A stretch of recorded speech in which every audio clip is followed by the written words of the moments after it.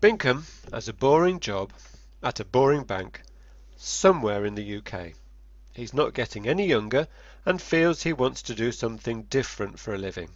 So Bingham and his wife Lulu have hit on the idea of starting up a pizza takeaway together. That might seem a little, well, boring to you, but Bingham in particular likes the idea of being his own boss, and there isn't a pizza takeaway in the little town where they live. They are thinking about buying a franchise. What does that mean, and what would it involve? Let's find out. How hard could it be to run a takeaway, thought Bingham, who likes to cook at home and feels that making pizzas is pretty easy.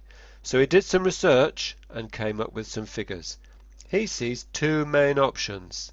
Option 1, set up their own business completely from scratch. Being a creative sort of guy, Bingham wants to call it Bingham and Lulu's Pizzas. He estimates it would cost about £150,000 to set up.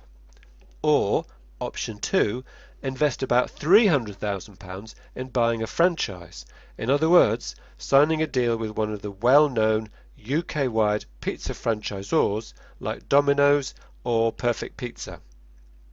But what is a franchise exactly? What's the deal?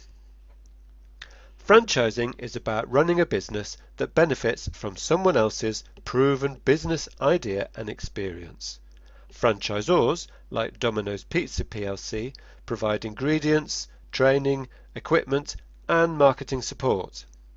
Most of all, they can provide the power of a well-known brand name and the reassurance that other people have succeeded with the Domino business formula. In return, franchisees, maybe like Bingham and Lulu, typically pay an initial sum of money plus a share of the profits they make. The more Lulu thinks about it, the more she can see the advantage of a franchise. After all, says Lulu, there's a lot more to running a takeaway than making pizzas. She's right, of course. There's recruiting staff, keeping accounts, dealing with suppliers, promoting the business. Lulu said, working with a franchise company would help, and would local people prefer our business name to a well-known brand on the building? I don't think so. Bingham is not so sure. He's more of a risk taker, and he's certainly not impressed with the idea of giving a big company a share of the profits made by Bingham and Lulu Limited. What do you think?